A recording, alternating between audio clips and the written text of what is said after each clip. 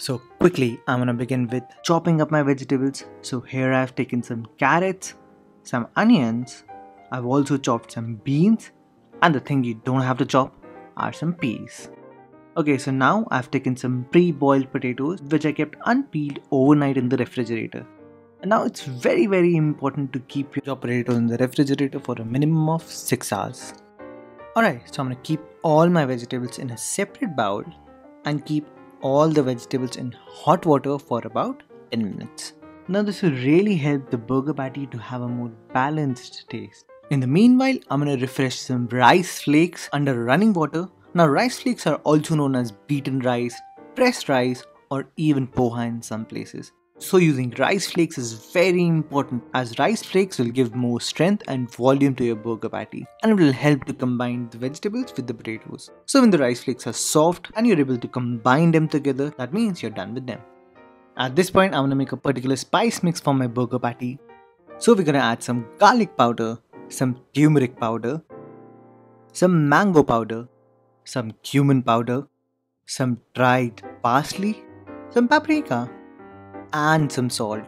We're gonna mix everything together and you can clearly see that the color of the spice mix matches quite a lot like a McDonald's McVeggie burger patty. Now I've kept the pan on a low flame and we're gonna add some unsalted butter. Now you cannot use salted butter here as salt will quickly drain the moisture in the vegetables. So if you want to know what alternatives of butter you can use, for that you'll have to read my blog post. At this point I'm gonna add our chopped onions and cook until the onions become translucent, which can take you about 4 to 5 minutes.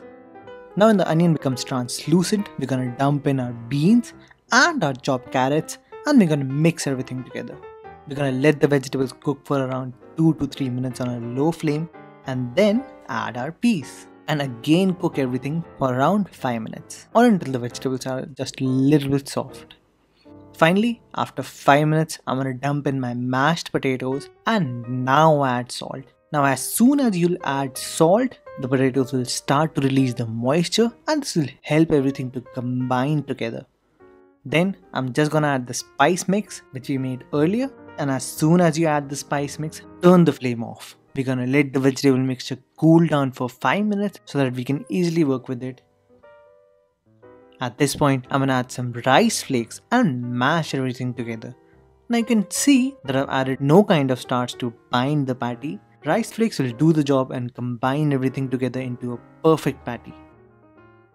Okay, so now I'm gonna take some cling wrap and try to roll my veggie mixture into it. Now be careful and make sure you keep things tight. I mean not as tight as a wife keeps her husband, just tight enough that everything stays together, not like the usual couple nowadays. Now what I'm gonna do is try some elastic bands on the corner so that I can further squeeze everything together. Then we're just gonna keep this massive veggie sausage in the freezer for a minimum of 15 minutes and maximum of 30 minutes. In the meanwhile, I'm gonna make a batter for my burger patty. So I'm gonna take some all-purpose flour, some cornstarch, and some yellow corn meal. We're gonna add some salt for seasoning and mix everything together. At this point, I'm gonna add some ice cold water and whisk it into a thick batter. Now after whisking for 2 minutes, I'm gonna add some oil, then do some push-ups and whisk it as thoroughly as possible. So basically we want to incorporate certain amount of air into it. And if you're really very smart, you can simply use a machine. Alright, so I'm gonna take my massive veggie log out and cut it into thick pieces. Now you might say that Bharat, what are you doing man? You're cutting it so thick. But I'll tell you what. Due to putting this veggie mixture into a freezer, the starch in the potatoes and the rice flakes will merge together and keep this patty intact. And if you're wondering that is keeping the veggie mixture in the freezer important? Well yes, as it'll keep the core of the burger patty a little firm. And after taking the cling wrap out of the corners, you can easily squeeze them into the shape and size according to your burger buns.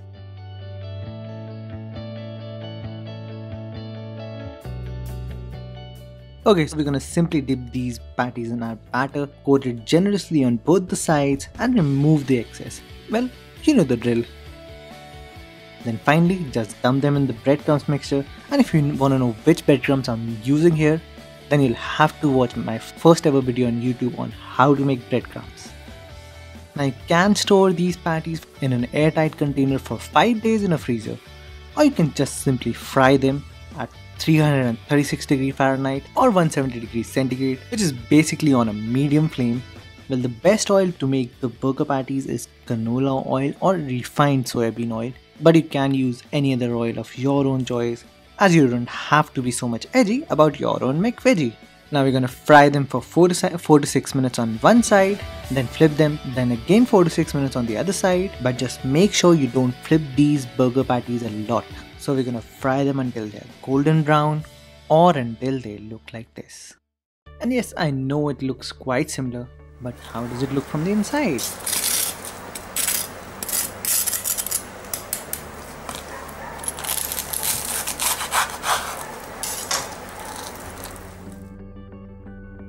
Now you can see that the color and the inside matches quite a lot like a McVeggie, but here's the final and the crucial part, which is assembling the burger.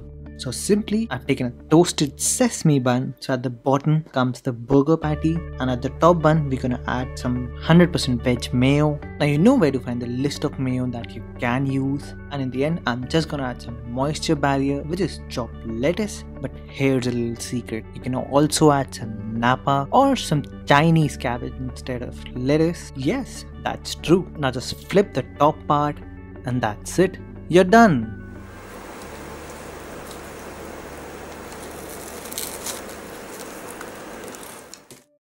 And there you go guys, how to make McDonald's McVeggie. And if you like the video,